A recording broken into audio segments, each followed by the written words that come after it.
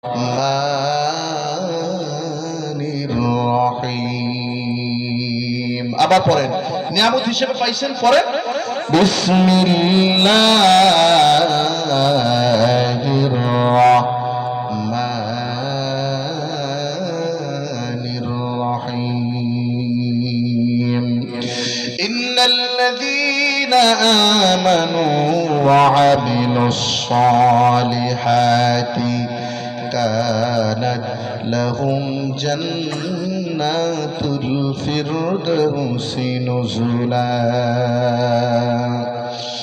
وقال رسول الله صلى الله عليه وسلم الدنيا ظلمة وطالبها قلاب، أو كما قال عليه الصلاة والسلام.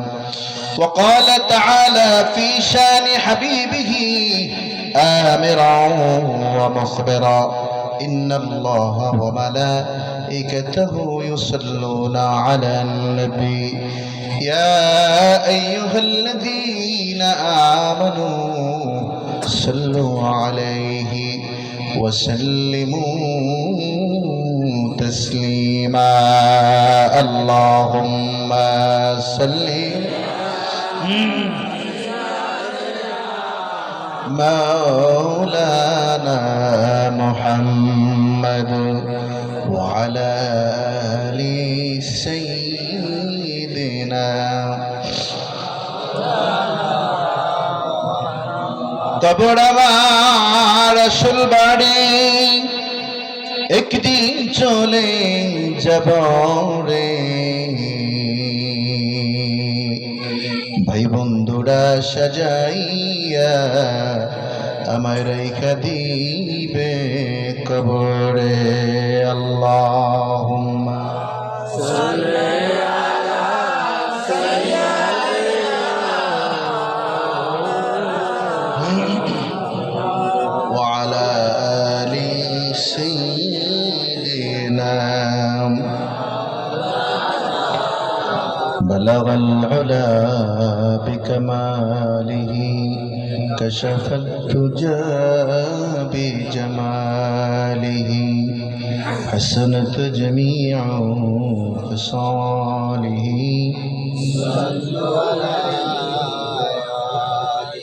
نبي نبي करे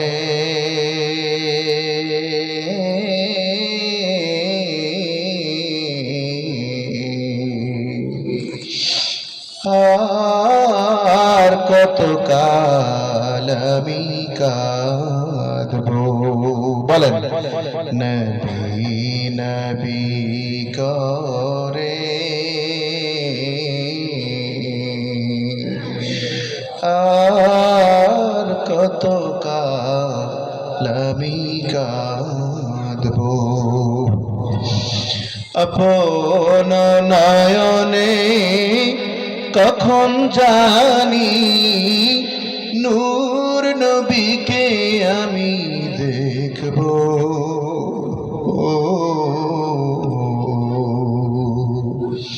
নবী নবী করে আর কত কাল আমি কাঁদবো। মোহাব্বত জিকির করিলা ইলাহা, তার নাম হলো আল্লাহ। অন্যভাবেও তারা ডাকে, হিন্দু যারা আছে তারা ডাকে ভগবান, খ্রিস্টান যারা আছে তারা ডাকে ঈশ্বর, আছে না? কিন্তু আমরা যারা আল্লাহ তাআলার বান্দা, মুহাম্মদ সাল্লাল্লাহু আলাইহি ওয়াসাল্লামের উম্মত, আমরা আমাদের মালিককে আল্লাহ তাআলা বলে ডাকছি। জোরে বলি সুবহানাল্লাহ। আব্বাজান খেয়াল করেন, আল্লাহ তাআলা আপনার আমার সকলের রব, সকলের বিধাতা, সকলের স্রষ্টা, সকলের মালিক, যিনি এই দুনিয়া চালাচ্ছেন, এই দুনিয়া শুরু থেকে শেষ পর্যন্ত চালাবেন। সুবহানাল্লাহ কইবেন না? এই দুনিয়া চালানোর মধ্যে আল্লাহ তাআলা বলেন কখনো কোনো মানুষ আমার বিরুদ্ধে দাঁড়াবে না, দাঁড়াবার সুযোগ নাই। তার কারণ হলো দুনিয়ার জমিনে আনার পর থেকে আমি ওরে খাওয়াইয়া পড়াইয়া দুনিয়ার জমিনে বাঁচাইয়া রাখবো। দুনিয়ার মানুষ আমার নিয়ে কোনো সমালোচনা এখন পর্যন্ত করে নাই, কিয়ামত পর্যন্ত আমার নিয়ে কোনো সমালোচনাও নেই। আমি জানি না আপনার কথা, আমার কথা আপনার ব্রেনে কত গভীরে চলে গেছে। আমি আরো একটু এক্সাম্পল দিলে আপনি ক্লিয়ার বুঝবেন। এই জমিনের মধ্যে রিক্সাওয়ালা আছে, আছে না? টাকাওয়ালা আছে, পয়সাওয়ালা আছে। যার পকেটে টাকা নাই, এখান থেকে শিয়ালি বাজারে গিয়া এরপর পকেটে তো টাকা নাই, চিন্তা করে রিক্সাটা যেহেতু নিছি 30 টাকা যদি কোনো রকম পাইয়া যায়, দোকানদারে গিয়া কয়, দোকানদার ভাই আমারে 10 টাকায় 2টা পরোটা দাও আর 10 টাকার ভাজি দাও। পকেটে কিন্তু টাকা নাই। সকালবেলা রওনা করেই দোকানদারের যাই কয় 2টা পরোটা কড়া করে ভাজো, এরপর আমার একটু সুন্দর করে ভাজি দাও। ভাজি টেজি খাইয়া হাটটারে ওই টিস্যু তো নাই, কাগজ আছে না, পেপারের কাগজ মেলে, কথার লাগে মেলে, ওই কাগজের লাগে হাটটা মিশে এককালে উড়ে দিয়ে কয় আলহামদুলিল্লাহ। তার মানে আল্লাহর বিরুদ্ধে কোনো অবজেকশন আছে? টাকাওয়ালা পয়সাওয়ালা সকালবেলা দুম্বর গোস্ত নাইলে হরিণের গোস্ত দিয়া সাদা তোয়ালে আত্মুসে কয় আলহামদুলিল্লাহ, হ্যাঁ ওকে আলহামদুলিল্লাহ, হ্যাঁ ওকে আলহামদুলিল্লাহ। আল্লাহকে তোমার বিরুদ্ধে আমার কোনো অবজেকশন। সুবহানাল্লাহ।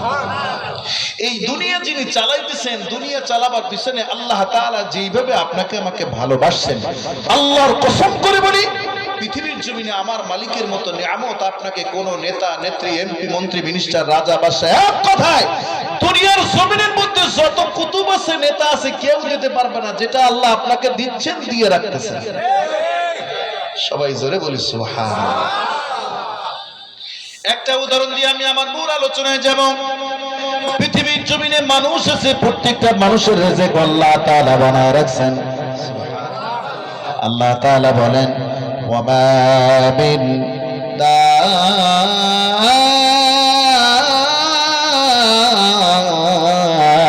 দাব্বাতিন ফিল আরদি ইল্লা আলাল্লাহি রিজকুহা। বান্দা জেনে রাখো, জমিনের উপরে যত কিছু আছে সকলের রিজিকের ফয়সালা আমি করি। আপনি আমার কথার গভীরতা বুঝছেন কিনা? যা কিছু জমিনের উপরে দেখে সকলের রিজিকের ফয়সালা এক জায়গা থেকে আসে, তিনি কে?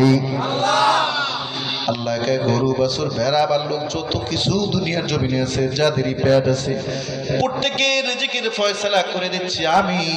জেনে রাখো, যতদিন তুমি দুনিয়ায় বাচ্চা আছো, প্রত্যেকের রিজিকের ফয়সালা যিনি করবেন তিনি আর কেউ নন, আমার আল্লাহ।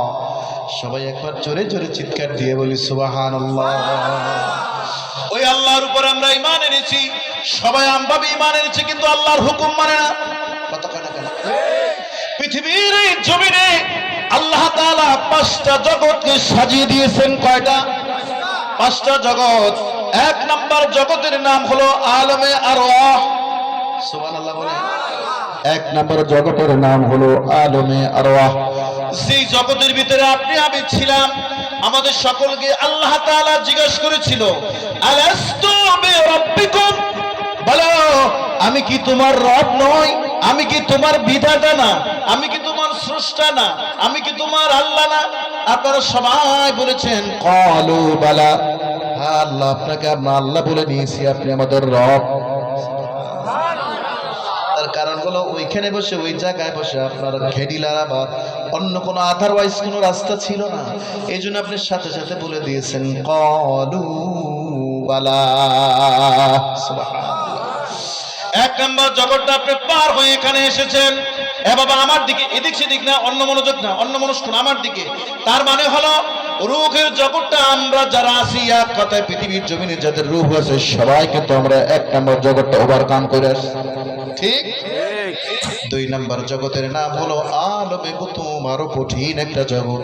2 নম্বর জগতের নাম হলো আলমে বুতুম, তার মানে হলো মায়ের পেটের জগৎ।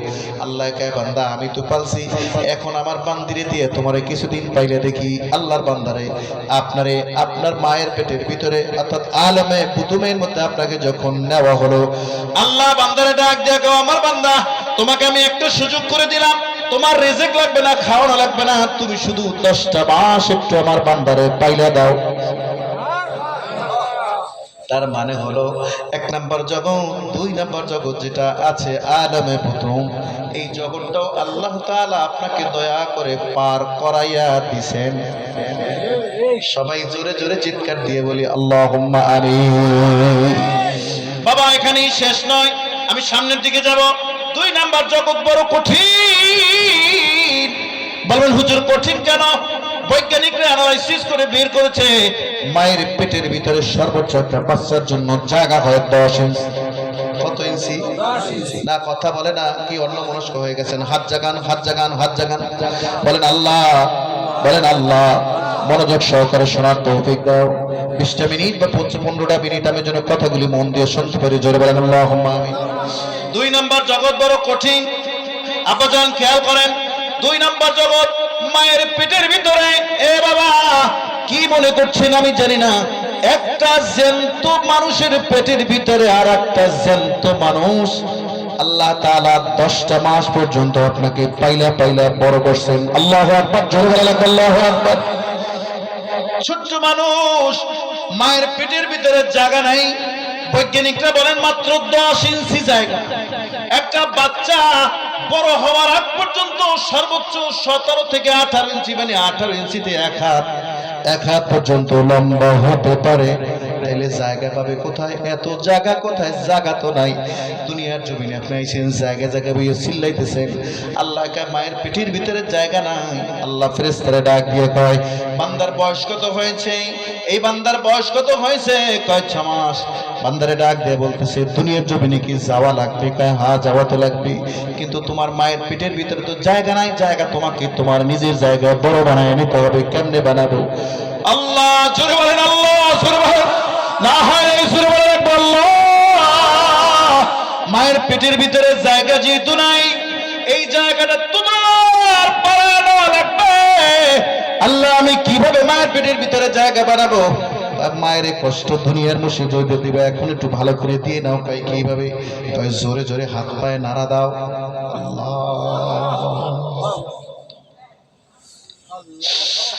জোরে জোরে হাত পায়ে নাড়া যখন দিয়েছে,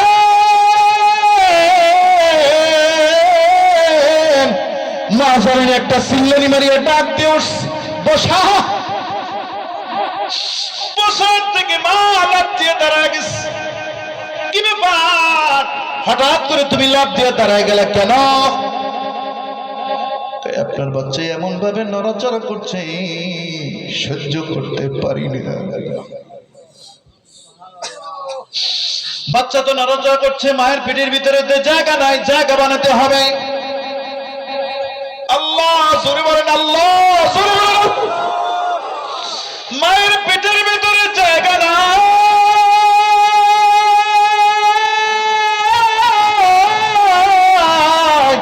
জায়গাও তো বাড়াতে হবে। মায়ের পেটের ভিতরে পর্দা আছে, চামড়ার পর্দা।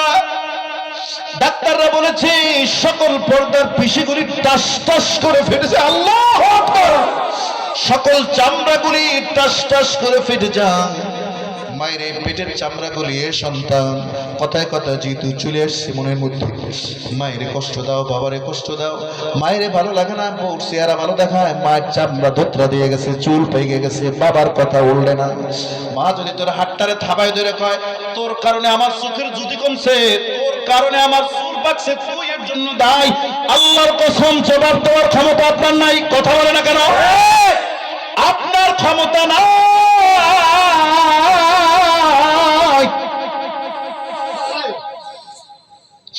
কারণ হলো যেই কষ্ট পুরুষ যদি হইতো, পুরুষ আপনারা যদি হইতেন, আমি যদি হইতাম, দুনিয়া আসার সাথে সাথে গাছের লাগে বাড়ি দিয়ে কইতাম যে এত জ্বালান কে জ্বালাইছ।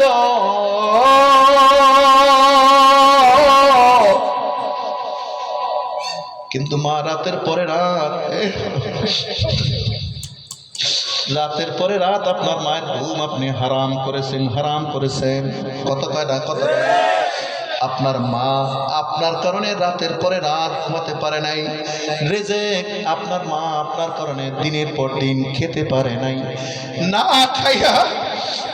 খাইয়া সজাগ থাকিয়া দিন যত বাড়ছে, মায়ের কষ্ট তত বেড়ে চলছে।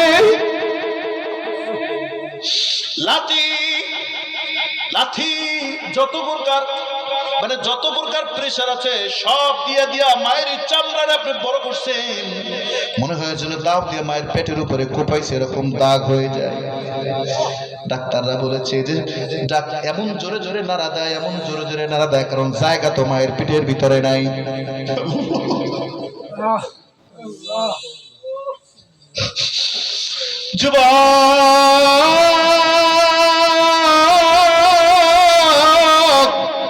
উত্তরবঙ্গে মাহফিলে গেলে ঋষি হুজুর আমার পোলার আমারে জিগায় না, ঘরের পাশে বসে ইলিশ মাছের ঘেরান পায়, কিন্তু আমরা মুরব্বীরা ইলিশ মাছের ভাগ পাই না। কিন্তু এমন দিন গেছে বাজার করার পর বাজারের টাকা নাই, নিজে হাইটে আসি, বাচ্চার লেগে মজা না লই এলি আমার বাচ্চায় কান্দে। কথা কয় না, কথা কয় না। আল্লাহ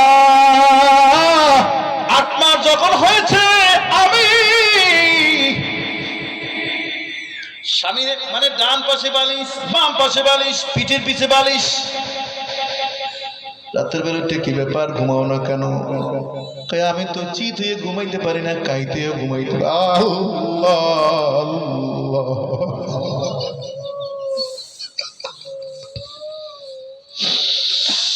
সময়ের পরে সময়, ঘন্টার পরে ঘন্টা, সব মানুষ ঘুমায়, আপনি স্বামী, আপনি পাশে বসে ঘুমাইছেন, অথচ আপনার স্ত্রী বালিশ পা দিয়ে পা ফুলে উঠছে, পাও ধরে বালিশের উপরে দিয়ে রাতের পরে রাত কাটাইছে।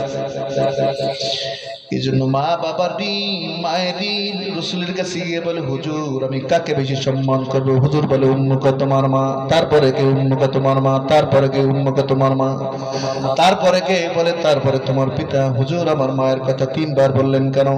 ভাই তুমি জানো তোমার মা তোমার পেটে রাখছে এই এক কষ্ট, তোমার ডেলিভারি দিছে এই এক কষ্ট, 2 বছর পালছে এই এক কষ্ট।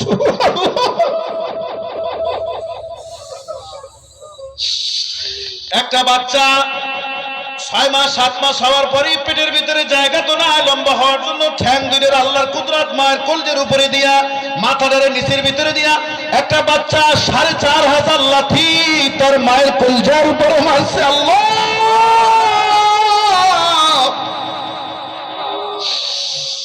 এজন্য আমি বলি, মায়ের কখনো শোক করা যায় না, যাবে না, যাবে না, যাবে না, যাবে না। 2 নম্বর জগৎটা বড় কঠিন, আর এই জগৎটার যত কষ্ট ছিল সব কষ্ট আপনি মায়ের দিয়েছেন।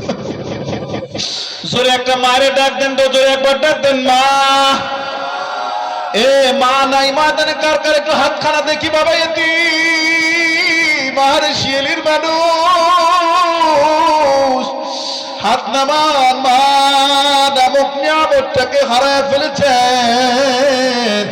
মায়ে যদি আপনার দুগ্ধ না খাওয়াইয়া পাক্কাইয়া বেড়ে ফেলাই দিত তাইলে কিছুই করতে পারতেন না, আপনার কোনো কিছু করার ছিল না। কিন্তু আল্লাহ মায়ের কলজের মধ্যে এমন একটা চুম্বক ফিট করে দিয়েছে, আপনি যদি উ করে শব্দ করছে লগে লগে মা পাগলের মতো শব্দ রেখেছে।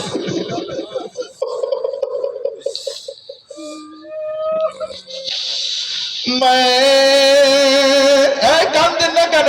কান্দেন না কেন? মা হারা কান্দে না কেন? বলেন মায়ের এক ধার দুধের দাম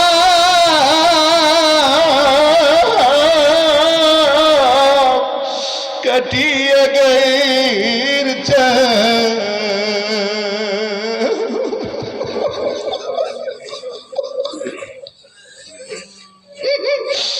পাপুষ বানাইল ঋণের শোধ হবে না।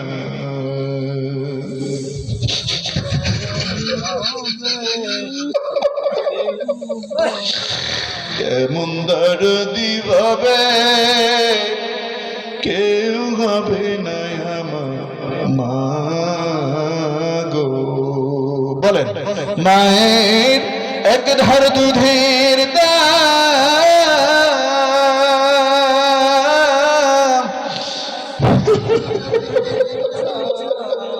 কাটিয়ে গায়ের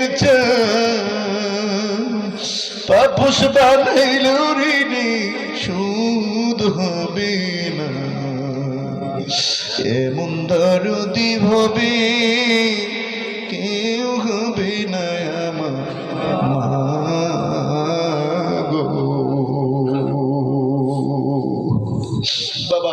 কসম করে বলি মায়ের চাইতে দরদি এই দুনিয়ায় কেউ নাই। আপনার কি এক্সাম্পল দিলে আপনি বুঝবেন? আপনি তো ছোটকালে কোনটা পায়খানা কোনটা প্রস্রাব কিছুই চিনতেন না। কত টাকা কিচ্ছু চেনেন না। নিজে প্রস্রাব করে পায়খানা করে সারা গায়ে লাগাইছে, সারা গায়ে পায়খানা প্রস্রাব করে ময়লা লাগাইছে।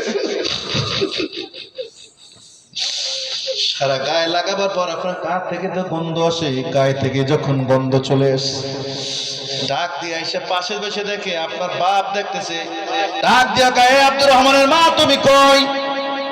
তার মানে এখন কিন্তু কেউ আপনার আর কষে না, সামান্য গায়ে ময়লা লাগাইছে এর কারণে। ঠিক না ঠিক করবো মানে সামান্য পায়খানা প্রস্রাব লাগাবার কারণে ডাক দিয়ে গায়ে আব্দুর রহমানের মা তুমি কই? দেখো তোমার পোলায় কি করছে। তার মানে এখন পোলাও কিন্তু অন্যান্যের মায়ের হয়ে গেছে। স্বাস্থ্য ভাইয়ের কাছে দিকে দৌড়ে গেছেন ছোট্ট মানুষ, কেউ আপনার গছনা খালি পিছনের দিকে দাওয়াইতেছে, সবাই পিছনের দিকে দাওয়াইতেছে। কে যেন ডাক দিয়ে কয় ও আব্দুর রহমানের মা তোমার কি কোনো খবর আছে? আমি তো কাজ করি, কি খবর কয় তোমার পোলায় হাতে গায়ে পায়খানা প্রস্রাব লাগাইয়া খালি হামা করে কাঁদে, যার কাছে যায় সে খালি পিছন দিকে দৌড়ে খালি কয় আব্দুর রহমানের মা কয়। মা তাড়াতাড়ি রান্নাটারে সাইরে দিয়া সব মানুষের সামনে দিয়া ডাক দেখে আয় মা আমার কোলে আয়, বাবা আমার কোলে আয়। সন্তান লাফ দিয়ে মায়ের কোলে যাওয়ার পর গায়ে ময়লা, ওই ময়লা অবস্থায় কলের কাছে গিয়া ধোয়াইয়া টোয়াইয়া আবার গা থেকে ঘিরান নেয় বাচ্চার গায়ে কোনে, বাচ্চার হাতে কোনে ময়লার গন্ধ আসে কিনা সব কিছু ধোয়ানো শেষ। গরম পোশাক পরাইয়া বাচ্চার কোলের দিকে নিয়ে কয় বাবা মায়ের কি সেন্স?